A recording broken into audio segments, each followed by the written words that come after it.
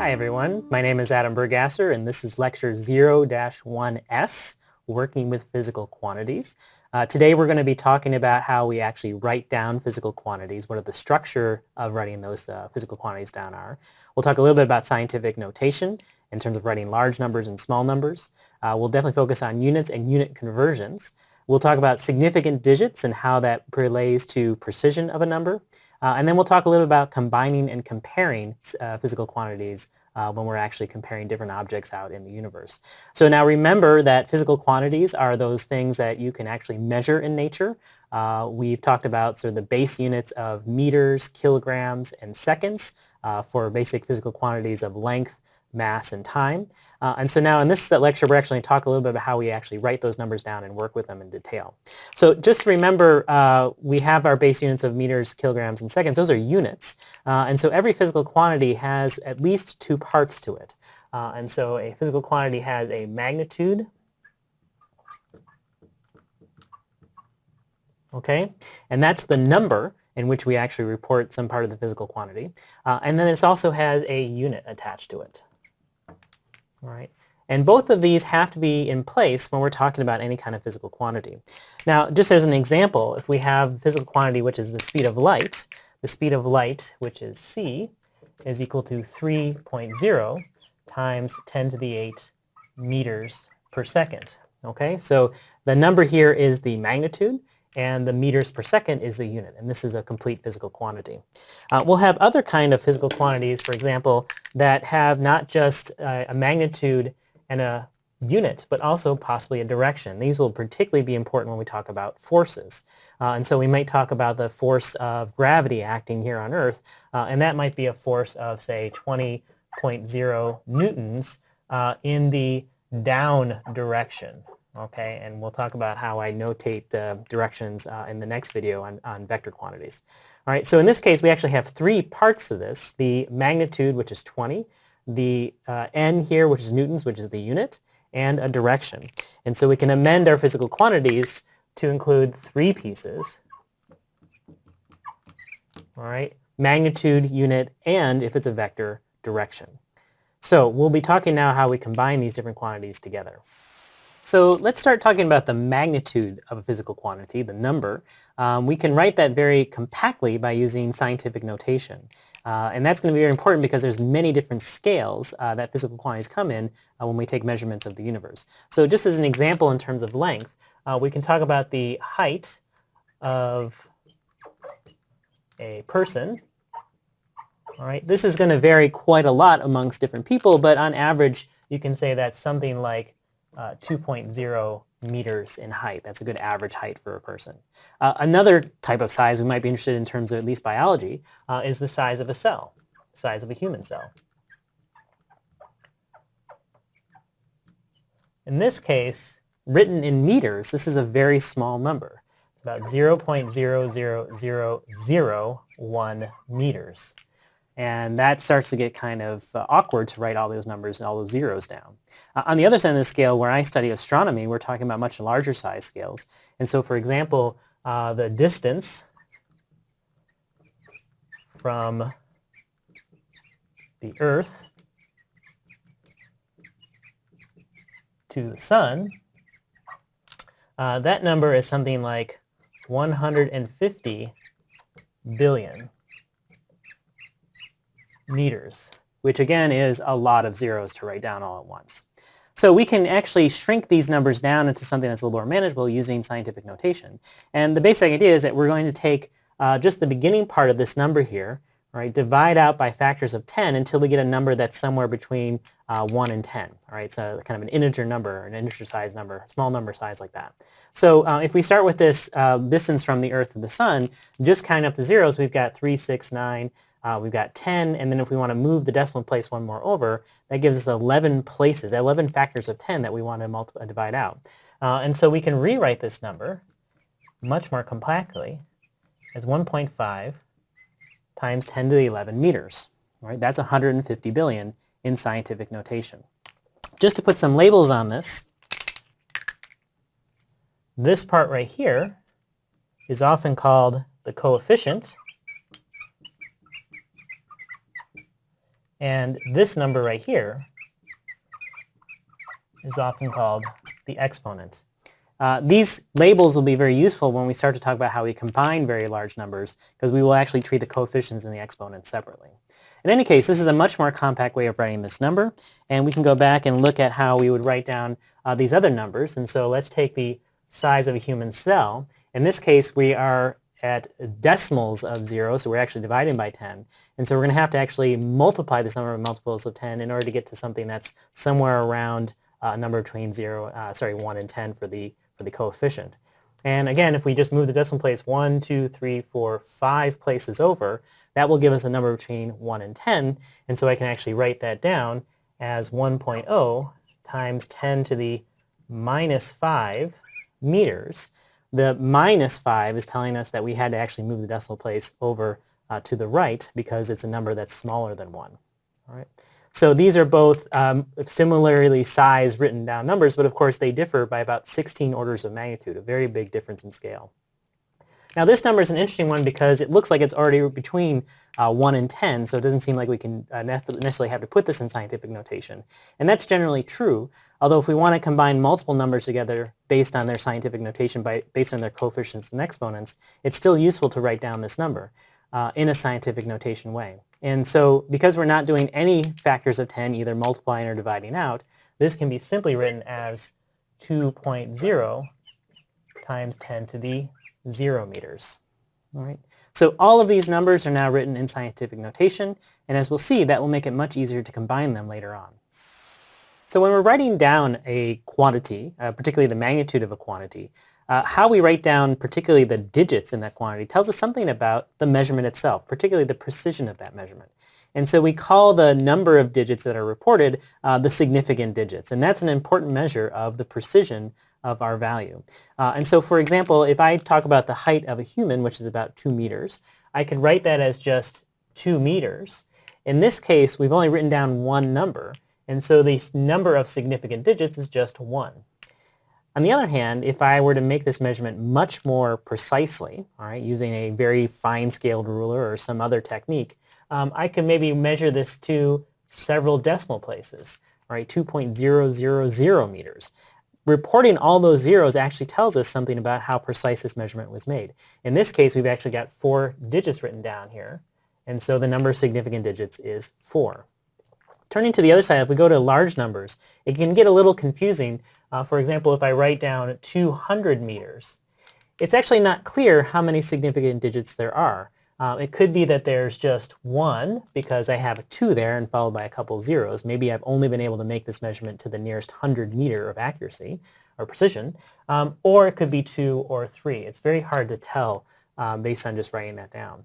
On the other hand, if I write 200.0 meters, then that means there are definitely 4 significant digits. In other words, the precision of this number is accurate to 4 digits, in this case, to the tenths of a meter place. Now, it can be very confusing to figure out what significant digits are in terms of writing numbers like this. This is, again, where the scientific notation helps a lot. Because if I take this number and I now write it down in terms of scientific notation to the same precision, it's very clear what the number of significant digits are because it's the number of numbers I put here in the coefficient of our scientific notation number here. So this is also equal to 4 significant digits. So this provides some measure of the precision of the number. It also tells us how we are going to combine the numbers and preserve the precision, at least the knowledge of the precision that we have. And so the 2 examples we have are if we're adding or subtracting numbers. The basic rule is that the result should have the same last decimal as least precise number. So as an example, let's say I want to combine 2 lengths, one of which is 20 meters and one of which is 1.30 meters. Now clearly the 1.30 meters is a number that's measured more precisely. We're very tempted to write this down as 21.30 meters. However, that final result is much more accurate than the first number we have here, 20 meters, which is only known to either the tenths place or the unit place. And so we can't actually report all these precisions. So this is not correct. What we actually have to write down is what the least precise decimal place is, which in this case would be 21 meters. All right? Could even be 20 meters because we're not quite sure about the unit here as well. Now, the other place where significant digits come into place in terms of what is the precision of the resulting number is when we do multiplication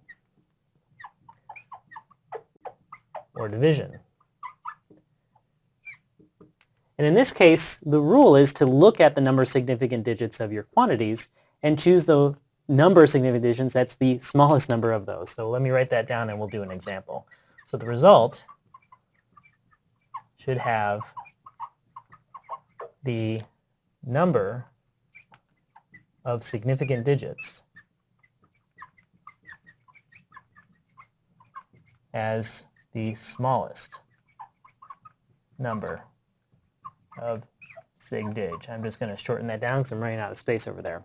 So as an example of this, let me write this over here. If I'm combining, let's say I'm dividing two lengths, or I'm actually dividing that length by a time, which will give me a velocity. So let's say I measure that length as 4.00 meters, and I divide that by, say, the measurement time, which is about 2 seconds, right? In this case, again, we might be tempted to write down 2.00 meters per second, but in fact, that last number is superfluous. We don't actually know the number to that precision. Here we only have, so here we have 3 significant digits. Here we have 2, and so we have to write down the result as the same number as the least significant digits, and so it should be 2, in which case this number has to go away. So we only know that number to 2.0 meters per second, which is to the tenths place. So we've been talking about the magnitude of the physical quantity, the number associated with it. Now let's talk a little bit about the units. We've mentioned in a previous video that the base units for the SI system, or the MKS system, depending on how you spell it, is the meters for length, kilograms for mass, and seconds for time. Now these are not necessarily the units that we use on a normal basis. We have lots of different units for these physical quantities. For example, for length, we might use meters, or we might use yards, or miles, or smoots, which is one of my favorite ones. For kilogram, which is the measure of mass, we can also use the English equivalent, which is the stone. Notice that I'm not using pounds, because as we'll talk about later, pounds is actually a measure of force, not mass. And similarly for seconds, we have lots of different measures of time, weeks and months, years, millennia. And so getting every of these numbers together means managing all these different units. And it's actually very confusing to compare two quantities that have different units. In fact, it's not something you should really do on a regular basis. And so it's very important to develop a practice of converting units in a very robust way. And it's something you should practice over and over again. So we'll talk a little bit here about how we actually do this in a very sort of normal way where you can practice it over and over again. So just as an example, I'm going to take a length which is very well known to many runners, and that's the length of a marathon. All right, a marathon race, when you look it up, is something like 26.2 miles. All right, and so again, that's very useful for those of us who think in terms of miles. All right, that's something you can kind of imagine, 26 miles being a very long distance. But if we want to convert this to meters, which is an SI unit, then we have to think about how we actually combine that down to meters. And so you can look up the conversion between meters and miles. 1 mile is about 1,609 meters, and that's the conversion factor we're going to use.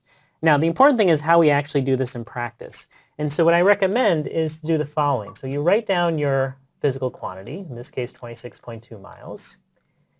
And we're going to multiply it by this conversion factor, which is as a ratio. Because these two things are equal, when you divide one by the other, that's actually just multiplying by the number 1. All right? They're both equal to the same thing. And so if I write it in a way where I put the meters on top and the mile on the bottom, right? Again, because these two numbers are equal, that's just multiplying by the number 1. But now we can actually cancel out some of our units here. So let me make sure that's plural so it's a little more clear. Miles is on top, and I'm dividing by miles, so I can actually cancel out my miles term here. and I'm left with just 26.2 times 1609 meters, which works out to be 42155.8 meters. Now, if you were paying attention on the last slide, you know that that's way too many significant digits given the sort of numbers that I have here. Because it's a multiplication operation, I'm really limited by the 3 significant digits I have here. So I can round this off to 3 significant digits. I can also rewrite this in terms of scientific notation. And so if I rewrite this then, that's going to be 4.22, rounding off the 155.8. And then I'm moving my decimal 1, 2, 3, 4, and so that's times 10 to the 4 meters. Okay, so that's about 42,000 meters. If you think about it, that's if you're walking, about 1 meter per step, that means you have to take about 42,000 steps to run a marathon. Keep that in mind. All right, so that was a conversion between English units and our metric system of units. There's also ways that we can represent these numbers by using prefixes as opposed to our sort of standard units. And there's many different prefixes that go either on scales that are very large or scales that are very small, and many are very familiar with you. If we talk about micrometers, for example, all right, this is equal to 10 to the minus 6 meters, all right? That's a common length scale when we're looking at, for example, light waves. Light wave and infrared is about 1 micrometer. You may have also heard of a kilogram, of course, is 1,000 grams. So in fact, the real unit is grams. To go to kilograms, that's multiplying this by 10 to the 3. All right, so 1 kilogram is 10 to the 3 grams. We use kilograms because that's a natural sort of mass for sort of our human scale. But in fact, kilogram is really representing 1,000 grams, or 10 to the 3 grams. So that's an example of small and big. You can also have things like giga, all right, gigaseconds, for example. Not a commonly used number, but that would be 10 to the 9 seconds. And of course, there's lots of talk about nanoscale science. And so a nanometer is on the opposite end, 10 to the minus 9 meters. Right? So this is a way of hiding some of those factors of 10, usually in units of 3, into the unit itself, into the name of the unit itself. So going back to our example, if we figured out that a marathon is about 42,000 meters, all right, we can rewrite this as a unit that's a little bit closer to a factor between 0 and 1,000 by converting from meters to kilometers. And so we can do this in very much the same way. So if I start with my 4.22 times 10 to the 4 meters. And now I multiply by the conversion factor between kilometers and meters. Again, I want to write my go-to unit on the top and the unit I'm converting away from on the bottom. All right? And again, because kilo represents 1,000, 1 kilometer is 1,000 meters, we can again cancel out our meters, and we can also cancel out some of these factors of 10. So in fact, this is 3 factors of 10, so I'll cancel that out. Let's actually cancel out the 10 to make it 1. And this is going to cancel this out and make this just 10. All right? And so when I combine all these numbers together, what I end up with is 4.22 times 10 to the 1 kilometers, or just 42.2 kilometers. All right? All of these physical quantities are essentially identical. They're measuring the same exact thing, but we've just changed units to something that's maybe a little more convenient. And so, for example, for converting from miles, miles is a quantity that we may be very familiar with, particularly if we drive a lot. Meters is something we're very familiar with when we're walking. So but just by converting from miles to meters, we're able to put this length scale into something that's more like a human scale and estimate something like the number of steps. And then, of course, going back to kilometers gives us a number that's, again, sort of a manageable number. If you're more used to measuring things by kilometers, this gives you an idea of how far you'd have to run for a marathon in those units. Now that we've talked in detail about how to write down a physical quantity, both in terms of its magnitude and its units, now it's good to talk about how we actually go about comparing different physical quantities to each other. And so as an example, we're going to compare 2 familiar objects. One is a cat. All right, so let's see if I can draw this. All right, here's their little face. We got our whiskers, little body here. Okay. Keep in mind I'm a physics professor, not an art professor. We can draw my dog, which is a nice husky retriever. So he's got a nice big mouth and a couple ears here.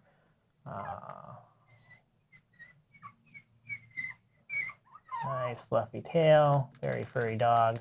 Okay, so we've got our two physical objects, our cat and dog, and we want to compare them in some way, and at least compare the properties of these objects or these animals that we can actually measure. So the important thing is by choosing two things that have the same units, it's allowing us to actually compare literally apples to apples versus apples to oranges. It allows us to compare to things that we can measure the same way to each other. And so, for example, if I were to compare, say, I don't know, let's say we compare the mass of the cat, which I'm going to estimate to be about 1/2 kilogram, to the mass of the dog. Okay, this is perfectly okay because we're comparing two different quantities. This is a very tiny cat, by the way. But if instead I wanted to compare, for example, the length of the cat, which is maybe about 1/2 meter, it seems to be a density of one cat, to the mass of the dog, this just doesn't make any sense at all. Right? We're comparing two things that aren't really comparable. And so in this case, this is not going to work because it has different qualities, really, different physical qualities. We can't compare length to mass. Let's say we go back to comparing just the sizes. So we'll go back to 0.5 meters for the cat. And let's say I measure the length of the dog and I find it to be 120 centimeters. Right. Now, these are two things that are lengths, but they're not actually written in the same units. So it's a little hard to compare 1/2 to 120 because there's some other numbers that are hidden away in the units here. And so this also doesn't work because we have different units.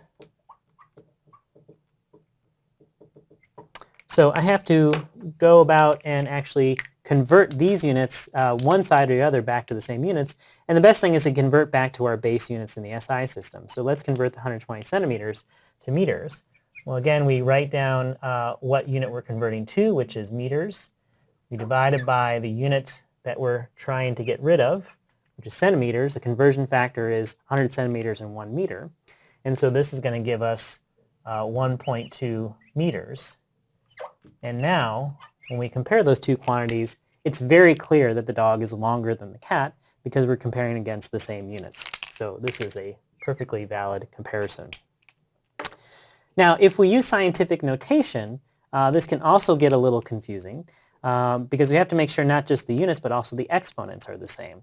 So let's go back to centimeters. If I write down 0.5 meters in centimeters, that works out to be 50 centimeters, or 5.0 times 10 to the 1 centimeters as the length of the cat.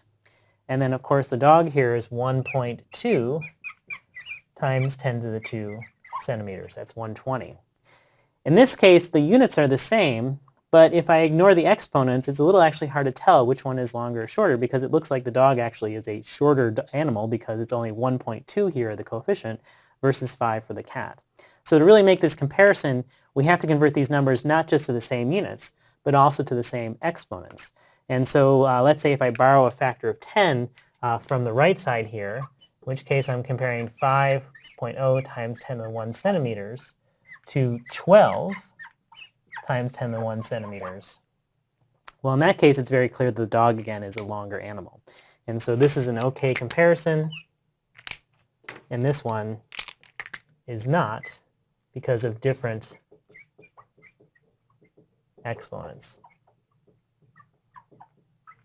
Okay, so when comparing, adding, or subtracting any of these physical quantities, make sure that they have both the same units, and if they're written in scientific notation, make sure they have the same exponents in their quantities as well. So we've just talked about combining and comparing physical quantities when it comes to addition and subtraction. We can also combine physical quantities by multiplication and division. This is useful when we're comparing things like rates or densities, for example. And so to illustrate sort of the best practices for combining physical quantities through multiplication and division, we're just going to do a very simple word problem. And so the problem is as follows. There's an interesting little tidbit on Olympic sort of world record facts that U.S. sprinter Florence Griffith Joyner broke the 100-meter sprint record for women back in 1988. That's about 27 years ago at the time of this taping, so that record is older than many of you. She ran 100 meters in about 10.5 seconds.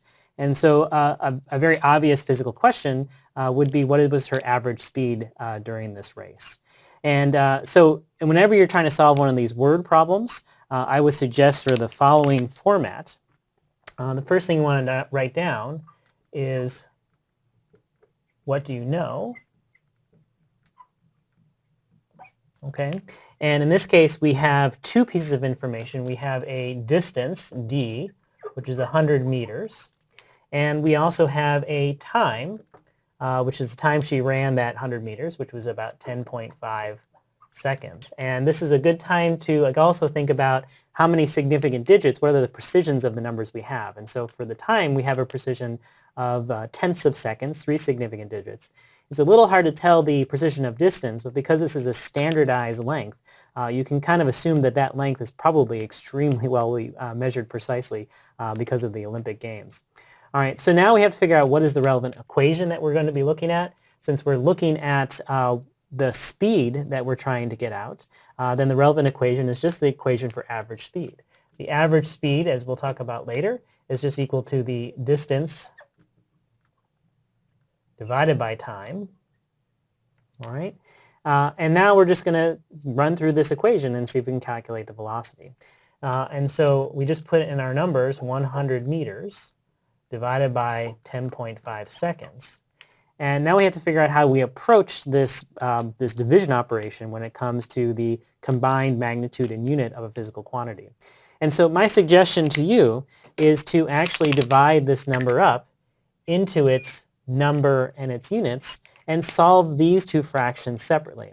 And so for the first number, 100 divided by 10.5, if we round it off to its 3 significant digits, which are equivalent to the significant digits for the time measurement, that's 9.52.